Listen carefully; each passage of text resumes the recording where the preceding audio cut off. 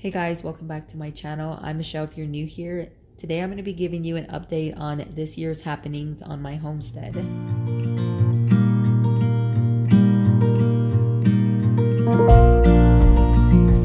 The first new thing that happened was we added turkeys to our flock, and we have a total of 5 with the intentions of breeding a male and a female and then butchering the other ones.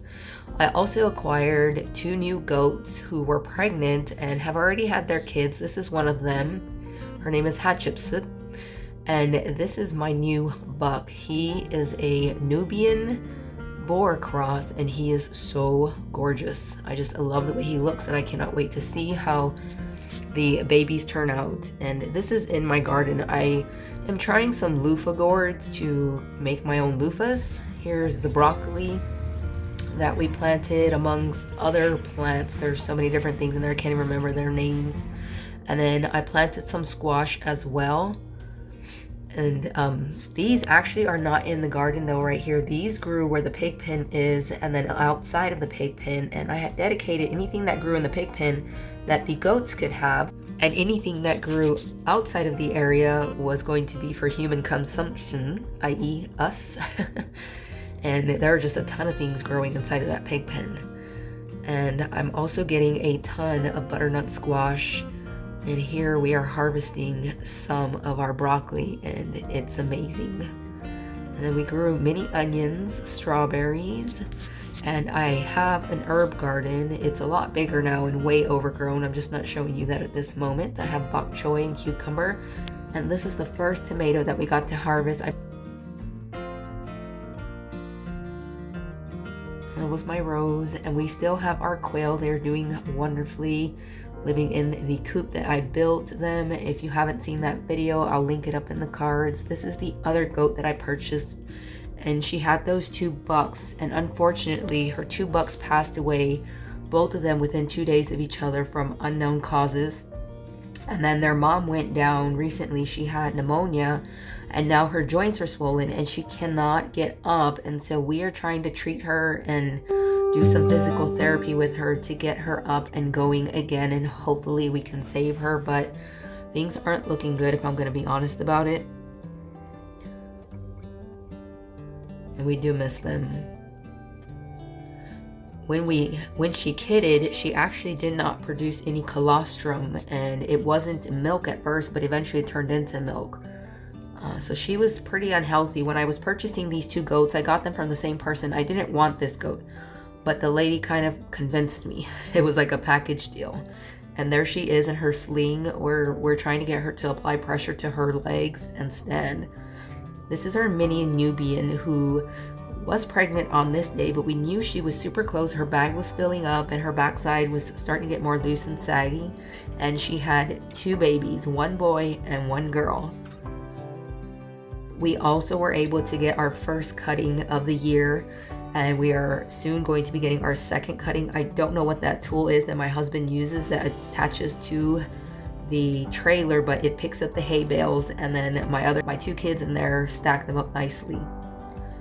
And then we had 2 bulls born on the property, one from my Jersey cow and another one born from a beef master, and they both look almost identical. It's pretty crazy knowing the moms are 2 totally different colors, but they did great. They labored, birthed just fine, and the babies are healthy.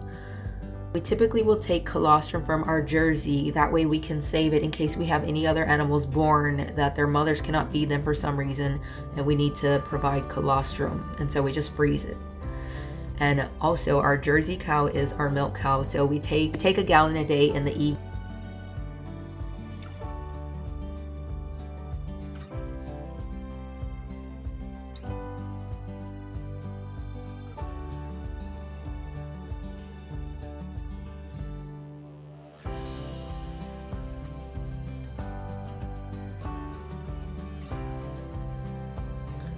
And there's that beef master I was talking about, that big red one. We are calling all of the bigger cattle to the front of the property because we are getting ready to band the little bulls, and if their mamas are there, they can get aggressive and angry, and so we needed to separate them so that we could capture them and then band them. And it was pretty fun. We don't always catch them on the first time, as you can see. In fact, it took many times. These animals are pretty fast, but the more hands the better.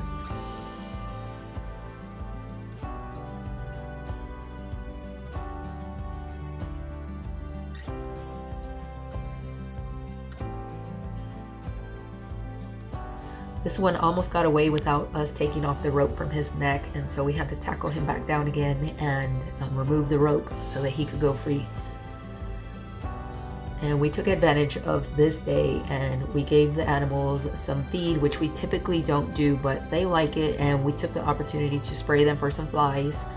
And then our Jersey cows will get a haircut because their hair gets long enough that it starts to be dragged through the mud and forms knots and stuff. So we just like to keep it nice and trimmed, but long enough that they can still swat the flies. And today I'm going to show y'all how we make the most delicious zucchini soup. And what I'm going to use in this recipe is going to be some carrots, onions, zucchini, cheese, ground beef, sour cream, broth, and a little bit of cassava flour and some lard here, but you can use any type of fat you want to.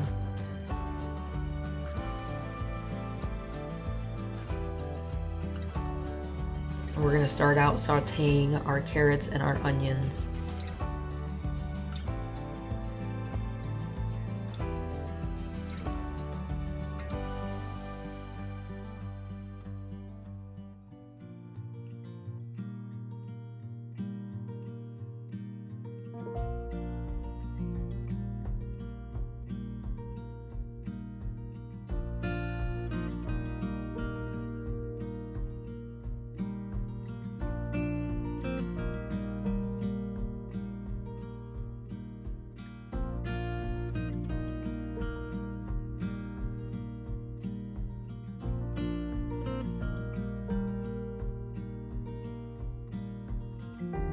I have a really large family, 8 kids total, my husband and myself, and so when we cook about double the amount of the normal household. I have this Presto salad shooter that is amazing for people who have large families or who just don't have time to shred things by hand. And it basically shreds everything for me, and I just push it through the top and it comes out like this.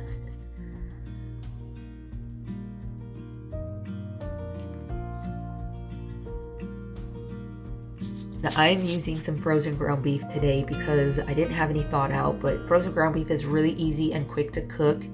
You just put it in the pan and then you put a lid on it and let it steam, and as it's steaming you go on and remove the outer layer so that the next layer can start cooking, and it takes like maybe 5 to 10 minutes and it's done.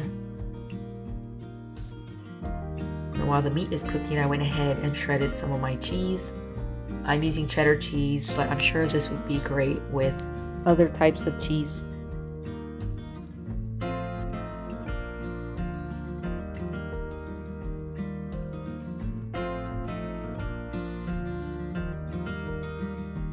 Now I'm using cassava flour. If you have not tried cassava flour, if you are gluten-free, it is amazing. It is a 1-to-1 ratio exchange for flour. When I bake with it, however, I like to do half cassava and half almond flour. I just enjoy the texture and the flavor a little bit better. I put my flour in the pot and I mixed it around, and then I added about 4 cups of broth, my zucchini, and then I'm going to add about 2 cups of milk.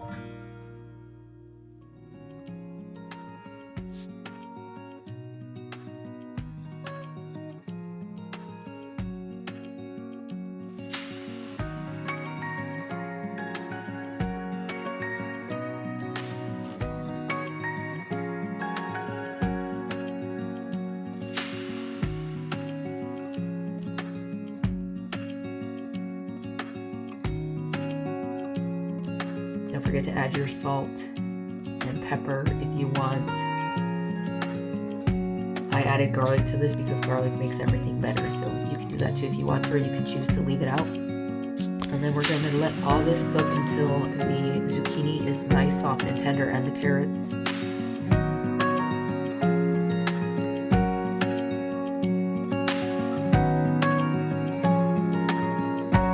Once it's done cooking, I added 2 cups of sour cream because of how much I'm cooking. Again, if you have this recipe, you only need 1 cup of sour cream. But this is what gives this soup that amazing flavor, and then topping it with cheese. It's so creamy. My kids absolutely love this recipe.